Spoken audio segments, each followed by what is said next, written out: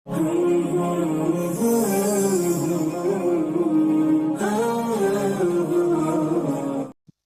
வீட்டுக்குள்ள ஏன் பிரச்சனை வருது, வீட்டுக்குள்ள ஏன் நிம்மதி பறி போகிறது என்று அதையும் அல்லாஹ் சொல்றான். وَمَنْ أَعْرَضَ عَنْ ذِكْرِي فَإِنَّ لَهُ مَعِيشَةً ضَنكًا وَنَحْشُرُهُ يَوْمَ الْقِيَامَةِ أَعْمَى قَالَ رَبِّ لِمَ حَشَرْتَنِي أَعْمَى وَقَدْ كُنْتُ بَصِيرًا قَالَ كَذَلِكَ أَتَتْكَ آيَاتُنَا فَنَسِيتَهَا وَكَذَلِكَ الْيَوْمَ تُنْسَى وَمَنْ أَعْرَضَ عَنْ ذِكْرِي. யார் அல்லாஹுடைய திக்ரை, அல்லாஹுடைய ஞாபகத்தை, குர்ஆனை, மார்க்கத்தை, எந்த வீடுகளில் மார்க்கம் புறக்கணிக்கப்படுமோ, அல்லாஹுடைய திக்ர் புறக்கணிக்கப்படுமோ, குர்ஆனுடைய சூழல் இல்லையோ, فَإِنَّ لَهُ مَعِيشَةً ضَنكًا அவருக்கு நாம் நெருக்கடியான வாழ்க்கையை கொடுப்போம். வீட்டில் நிம்மதி பறிப்போகிறது என்றால், ஒரு மனிதனுக்கு நிம்மதிங்கிறது உண்மையிலே நான் அல்லாஹுவை தொழுகிறேன், இபாதத் செய்கிறேன் என்பதில் நிம்மதி அடைவதுதான் முஃமினுக்கு அல்லாஹ் கொடுத்த முழுமையான அமைதி. இபாதத்தில் நிம்மதி அடையணும், இபாதத்தில் நிம்மதி அடையணும். அல்லாஹ் சொல்லணும், யார் திக்ரை புறக்கணிப்பார்களோ, அங்க திக்ர்ல குர்ஆனும் வரும், திக்ரும் வரும், ஓதுகின்ற கலிமாக்களும் வரும், தொழுகையும் வரும், எல்லாம் வரும், ஹதீஸ் வரும், சுன்னா வரும். யாரெல்லாம் திக்ரை, அல்லாஹ்வுடைய ஞாபகத்தை புறக்கணித்து வீட்டில் வாழ்றாங்களோ அவர்களுக்கு நாம் நெருக்கடியான வாழ்க்கையை கொடுப்போம். ஃபஇன்ன லஹு மஈஷத்தன் லங்கா. அது மட்டுமல்ல, அதற்கு தண்டனை அல்லாஹ் சொல்றான், வனஹ்ஷுருஹு யௌமல் கியாமத்தி அமா.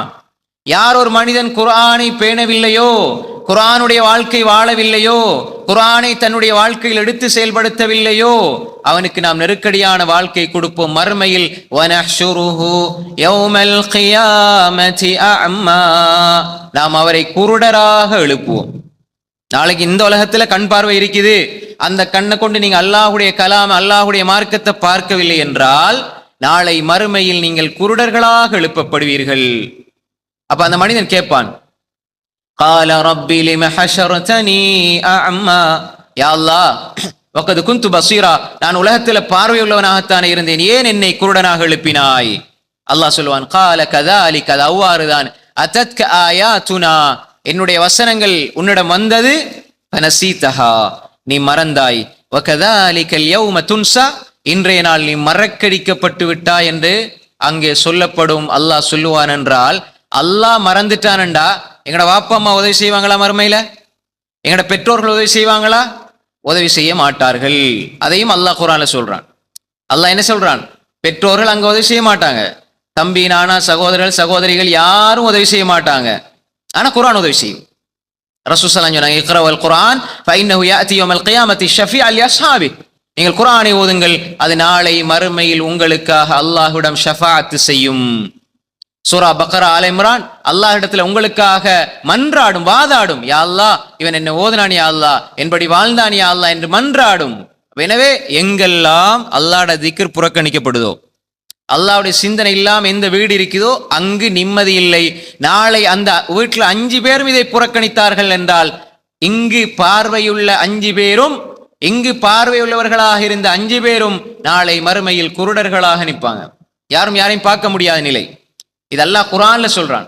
எனவே அன்புக்குரிய சகோதரிகளை, தாய்மார்களே, ஒரு வீடு நிம்மதியாக இருக்க வேண்டும் என்றால், உள்ளம் அந்த வீட்டில் இருக்கும் பொழுது அமைதியை பெற வேண்டும் என்றால், அல்லாஹ் சொல்கிற அமைதியை வீட்டில் நாங்கள் அடைய முடியும் என்று சொன்னால் எப்படி அது சாத்தியம் என்றால், அல்லாஹுடைய திக்ர் உள்ள வீடாக அந்த வீடு இருக்க வேண்டும். அல்லாஹுடைய திக்ர் புறக்கணிக்கப்பட்ட அல்லாஹ் தெளிவா சொல்றான், அங்க நெருக்கடி தான் இருக்கும், நெருக்கடி இருந்து கொண்டிருக்கும். ரசூல் ஸல்லல்லாஹு அலைஹி வஸல்லம் இந்த உலகத்திலே மிக நிம்மதியோடு வாழ்ந்தாங்க. ஆனா கவலைப்பட்டாங்க, அழுதாங்க, எல்லாம் நடந்தது. ஒரு நிம்மதியான வாழ்க்கைக்கு அழுகையும் உண்டு, நிம்மதியான வாழ்க்கையில் அழுகையும் இருக்கும். அல்லாஹ்வுக்கு முன்னால் வடிக்கப்படும் கண்ணீர் துளிகளில் நிம்மதி இருக்கிறது. ரஜுலுன் தக்கரல்லாஹ ஹாலியன் ஃபஃபாதத் ஐனா சபஅத்துன் யுதில்லுஹுமுல்லாஹு ஃபீ தில்லி யௌம லா தில்ல இல்லா தில்லு. நாளை மறுமையில் எந்த நிழலும் இல்லாத நாளில் அல்லாஹ் 7 கூட்டத்தாருக்கு அல்லாஹ் அர்ஷுடைய நிழலை கொடுப்பான். அதுல ஒரு கூட்டத்தார் ரஜுலுன் தக்கர அல்லாஹ ஹாலியன் ஃபஃபாதத் ஐனா, அல்லாஹ்வை தனிமையிலிருந்து கண்ணீர் வடித்த மனிதன். தனிமையில் அல்லாஹ் திக்ர் செஞ்சு கண்ணீர் வடித்த மனிதன். அப்ப அல்லாஹுக்கு முன்னால கண்ணீர் வடித்தால் அல்லாஹுடைய அந்த அரசின் நிழல் கிடைக்கும் என்றால் அந்த கண்ணீர் துளிக்கு பெருமதி இருக்கிறது, அந்த கண்ணீர் துளியில் நிம்மதி இருக்கிறது. நீங்கள் தௌபா செய்கிற பொழுது உங்கள் கையிலே விழுகிற ஒரு சொட்டு கண்ணீர் துளியிலே நிம்மதி இருக்கிறது. தாய் தகப்பனுக்காக அவர்களுடைய பாசத்தினால் நீங்கள் வடிக்கிற கண்ணீர் துளியில் நிம்மதி இருக்கிறது. பிள்ளை நல்ல பிள்ளையாக வர வேண்டும் என்பதற்காக அல்லாஹுக்கு முன்னால் நீங்கள் வடிக்கிற கண்ணீர் துளியில் நிம்மதி இருக்கிறது. பாவம் செய்கிறானே என்று உங்கள் சகோதரனை உங்கள் பிள்ளையை பார்த்து மனம் உருகி நீங்கள் கண்ணீர் வடிப்பதில் நிம்மதி இருக்கிறது. உங்கள் ரப்புக்கு முன்னால் சிறு குழந்தையை போன்று கெஞ்சி கெஞ்சி மன்றாடி பிரார்த்திப்பதில், கவலையை வெளிப்படுத்துவதில் நிம்மதி இருக்கிறது. சிரிப்பதில் மட்டுமல்ல நிம்மதி. நீங்கள் மகிழ்ச்சியை வெளிப்படுத்துகிற பொழுதும் அல்ல நிம்மதி. மகிழ்ச்சியை நீங்க வெளிப்படுத்துகிற மட்டும் அல்ல நிம்மதி, எல்லா நிலைகளிலும் நிம்மதி இருக்கிறது. அன்புக்குரிய சகோதரர்களே, ஒரு கட்டத்தில் உங்களை பெற்ற தாயும் தந்தையும் சகோதரர்களும் புரிந்து கொள்ளாமல் உங்களை ஒதுக்குகிற பொழுது, வார்த்தைகளால் வதைப்படுத்துகிற பொழுது, சொந்த பந்தங்களால் நீங்கள் விமர்சிக்கப்படுகிற பொழுது, எனக்கு யாருமே இல்லை என்று நீங்கள் உணர்கிற வேளையில், நீங்கள் சிரமப்படுகிற வேளையில், நீங்கள் அல்லாஹ்விடம் போய் அல்லாஹ்விடம் மன்றாடுகிறீர்களே, அந்த மன்றாட்டம் கவலையோடு துன்பத்தோடு மனதினுடைய காயத்தோடு, யா அல்லாஹ் நீ எனக்கு போதுமானவன் என்று நீங்கள் கெஞ்சுவதில் நிம்மதி இருக்கிறது. நாம் புரிந்து கொள்ள வேண்டும், வாழ்க்கையில் ஏற்படுகிற கவலைகள் அது அல்லாஹுக்காக இருந்தால், அல்லாஹுடைய மார்க்கத்துக்காக இருந்தால் அதில் நிம்மதி அல்லாஹ் வைத்திருப்பான். அதே நேரம் உலகத்தில் ஹராமான விடயங்கள் அவ்வப்போது சந்தோஷம் கிடைத்தாலும் அதனுடைய முடிவு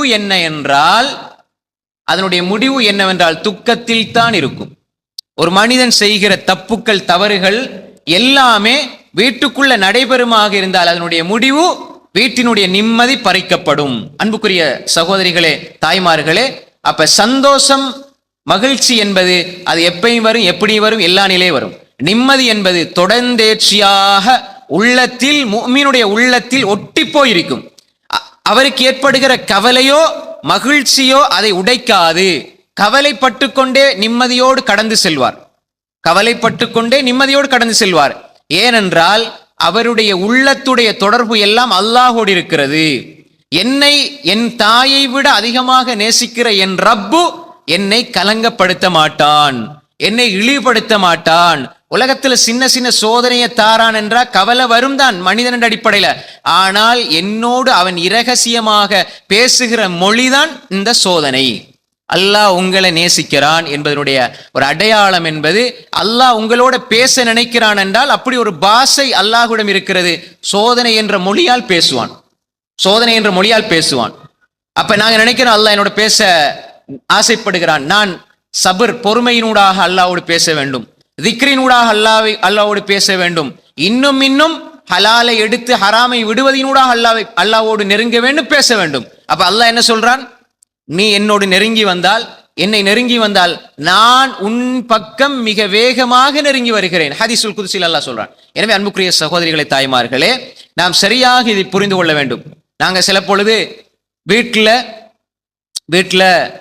வறுமை உடைய ஒரு கட்டம் வரும்.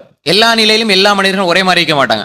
நாங்க நிம்மதிய சில நேரம் தவறா புரிஞ்சிருப்போம். என்னண்டா, வீட்டுல திண்டு குடிச்சிட்டு சந்தோஷமா இருந்தா நிம்மதி நினைச்சிட்டு இருப்போம். இது மட்டுமல்ல நிம்மதி. உண்மையிலேயே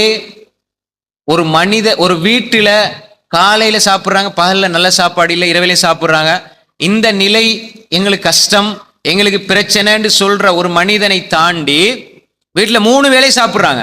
இப்படியும் ஒரு குடும்பம் இருப்பாங்க. இங்க 3 வேளை சாப்பிடுவாங்க, ஆனா ஒழுங்கான சாப்பாடு இருக்காது. இப்ப இவங்கட பார்வையில நாங்க கஷ்டத்தை வைக்கிறோம், அவங்களோட பார்வையில மகிழ்ச்சியில வைக்கிறோம். இவங்க அவங்கள மகிழ்ச்சின்னு பார்ப்பாங்க, இவங்க அவங்கள கஷ்டம்னு பார்ப்பாங்க. மார்க்க ரீதியாக பார்ப்பதாக இருந்தால், எந்த வீட்டுக்குள் தொழுகை இல்லையோ, அல்லாஹுடைய திக்ர் இல்லையோ, அல்லாஹுடைய சிந்தனை இல்லையோ, அல்லாஹுக்கு கட்டுப்படுகிற தன்மை இல்லையோ, எந்த வீட்டுக்குள்ள பாவம் நடைபெறுதோ அந்த வீடுதான் வறுமையில் இருக்கிறது, அந்த வீடுதான் கஷ்டத்தில் இருக்கிறது, அந்த வீடுதான் துக்கத்தில் இருக்கிறது, துயரத்தில் இருக்கிறது. ரசூல் ஸல்லல்லாஹு அலைஹி வஸல்லம் உடைய வீடு. ஒரு பிறை பார்த்தோம், இரண்டாவது பிறை பார்த்தோம், சாப்பாடு எதுவுமே இல்லை, வெறும் தண்ணி ஈச்சம்பழம், அதுவும் சில பொழுது இல்லை. அப்ப ரசூல் ஸல்லல்லாஹு அலைஹி வஸல்லம் அல்லாஹ்விடத்துல துஆ கேட்டா, அல்லாஹ்விடத்துல துஆ கேட்டா அல்லாஹ் கொடுக்க மாட்டானா? ரசூல் ஸல்லல்லாஹு அலைஹி வஸல்லம் ஓடி போய், அல்லாஹ் எனக்கு இதை சரி செஞ்சுதாயா அல்லாஹ், எனக்கு ஒரு மாடி வீட தாயா அல்லாஹ், ஒரு பெரிய மாளிகை தாயா அல்லாஹ் அப்படின்னு கேட்டா அல்லாஹ் கொடுக்க மாட்டானா? கொடுக்க மாட்டானா? ரசூல் ஸல்லல்லாஹு அலைஹி வஸல்லம் சுஜூதுக்கு போறாங்க, ஆயிஷா ரலியல்லாஹு அன்ஹா அவங்களோட வீட்டுல சைஸ பாருங்க. அப்ப எதை ரசூல் ஸல்லல்லாஹு அலைஹி வஸல்லம் சொன்னாங்க மகிழ்ச்சியான நிம்மதியான வீடுண்டு? சுஜூதுக்கு போனா ஆயிஷா ரலியோட கால் இருக்கும், காலை தட்டினா காலை மடக்குவாங்க, சுஜூத் செய்வாங்க. வீடு எவ்வளவு பெருசா இருக்கும். இப்ப ரசூலுல்லாஹி ஸல்லல்லாஹு அலைஹி வஸல்லம் தொழுகிற பொழுது ரசூல்லா தொழும்புல ஆயிஷா நாய் முன்னுக்கு படுத்து கிடக்குறாங்க, உறங்குறாங்கண்டா ஆயிஷா நாய்க்கு தெரியாது ரசூல்லா தொழுவாங்கண்டு, பின்னால படுக்கலாம் தானே, இடம் இல்லை. அப்ப ரசூல்லா கால் அப்படி தட்டினா அவங்க கால் எடுப்பாங்க, தொழுவாங்க. அப்ப எவ்வளவு பெரிய வீடு. அந்த வீட்டுக்குள்ள நிம்மதி இருந்தது, அந்த வீட்டுக்குள்ள நிம்மதி இருந்தது. அதனால தானே அந்த நிம்மதியைத்தானே சொர்க்கத்திலும் ஆயிஷா எனக்கு மனைவி, ஹப்சா எனக்கு மனைவி.